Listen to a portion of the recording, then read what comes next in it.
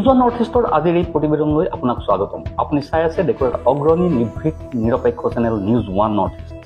আমাৰ ৰাজ্যখনো এতিয়া চৌদিশে জ্বলি উঠিছে। আহোম মটক কোচ ৰাজবংশীৰ আন্দোলনে ব্যাপক ৰূপ ধাৰণ কৰিছে। আমাৰ দাবী সংবিধানে আমাক প্ৰদান কৰা জনজাতিকৰণ আমাৰ লাগিব।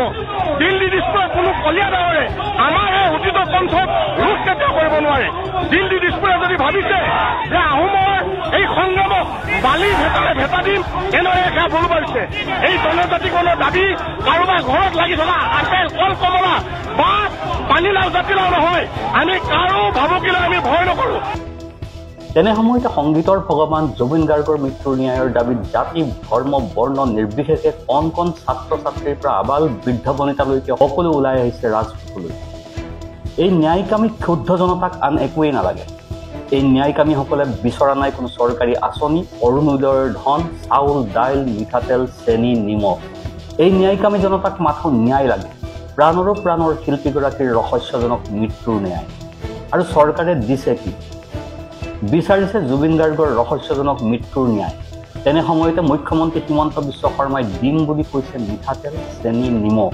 বাকী থাকিলে মিঠাতেলটো অহাবাৰ মোক ভোট দি জিকাই দিয়ক, মিঠাতেলটো কৰি দিম হ'ব। শাসকীয় বিজেপি দলে আকৌ প্ৰাণৰ শিল্পীগৰাকীৰ মৃত্যুৰ ন্যায়ৰ দাবীত আন্দোলনত নামিছে। শ্লোগান দিছে ময়ো জুবিন অনুৰাগী, আমিও জুবিন অনুৰাগী। মুখ্যমন্ত্ৰী আৰু ৰাজ্যিক বিজেপিৰ কথাবোৰ কিবা হজম নোহোৱা ধৰণৰ নহয়নে? তাৰমানে বিজেপিয়ে ৰাজ্যখনৰ কোটি কোটি জুবিন অনুৰাগীক দুৰ্বল বনাবলৈ চেষ্টা কৰিছে।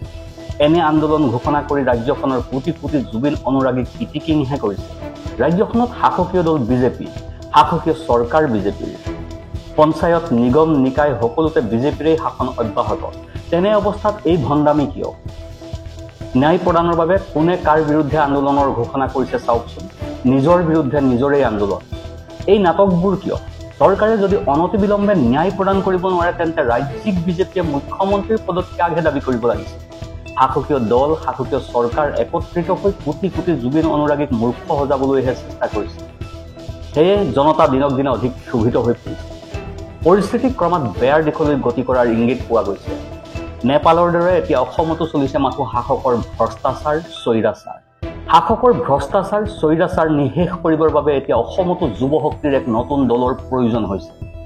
পূৰ্বৰ সকলোবিলাক ৰাজনৈতিক নেতাপালি নেতাই ৰাজ্যখনৰ ভৱিষ্যত প্ৰজন্মৰ ক্ষেত্ৰত তেনে কোনো লেখত ল'বলগীয়া কাম একো কৰা নাই।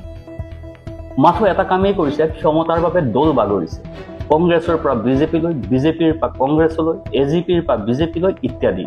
ৰাজনৈতিক দলৰ পৰা ৰাজনৈতিক দললৈ যোৱা বুলি মই ভবা নাই।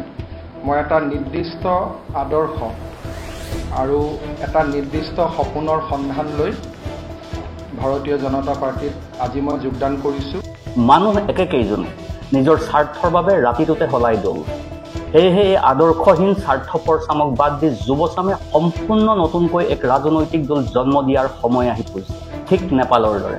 নেপালৰ জেএনজি প্ৰতিবাদে ইতিমধ্যে বিশ্বজুৰি ব্যাপক চৰ্চা লাভ কৰিছে। নেপালত এইবাৰ জেএনজি গ্ৰুপে এক বৃহৎ ঘোষণা কৰিছে। নেপালৰ জেএনজি গ্ৰুপে এটা ৰাজনৈতিক দল গঠন কৰাৰ কথা ঘোষণা কৰিছে। কিন্তু অহা বছৰ মাৰ্চ মাহত নেপালত অনুষ্ঠিত হ'ব লগা সাধাৰণ নিৰ্বাচনত দলটোৱে অংশগ্ৰহণ কৰিবনে নাই সেয়া তৃণমূল পৰ্যায়ৰ চৰ্ত পূৰণৰ ওপৰত নিৰ্ভৰ কৰিব। 2026 চনৰ 5 মাৰ্চত নেপালত সাধাৰণ নিৰ্বাচন অনুষ্ঠিত হ'ব।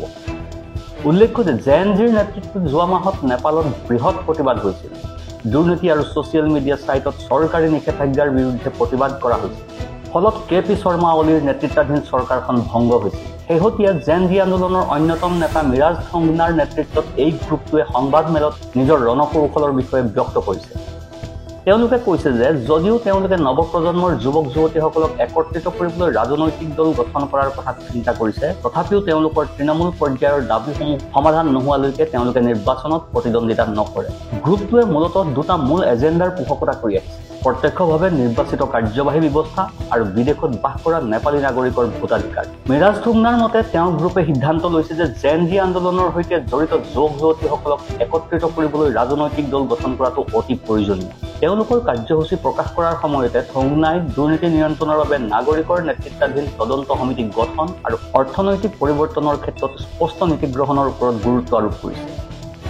জাতি গঠনৰ কামত সকলো পক্ষৰ পৰা সামূহিক দায়বদ্ধতা আৰু সহযোগিতাৰ আহ্বান জনাই তেওঁ কয়, আমি সুশাসনৰ প্ৰসাৰ, স্বচ্ছতা আৰু দুৰ্নীতি নিৰীক্ষণৰ দৰে বিষয়ৰ বাবে যুঁজি যাম।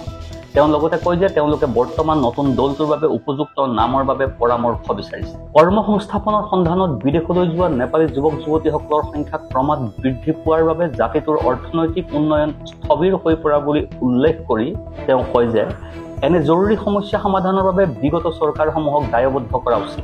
অৰ্থনৈতিক বিষয়ত তেওঁৰ গ্ৰুপৰ স্থিতিৰ বিষয়ে সদৰি কৰি তেওঁ কয় যে ঘৰুৱা উৎপাদন বৃদ্ধিৰ প্ৰয়োজনীয়তাৰ ওপৰত গুৰুত্ব আৰোপ কৰিব লাগে। তেওঁ কয়, আমাক দুখন অতি জনবহুল চুবুৰীয়া দেশে আৱৰি আছে, যাৰ মুঠ জনসংখ্যা 3 বিলিয়ন। আমি চুবুৰীয়া বজাৰক লক্ষ্য কৰি আমাৰ উৎপাদন বৃদ্ধিৰ ওপৰত আমাৰ মনোযোগ কেন্দ্ৰীভূত কৰাটো প্ৰয়োজন।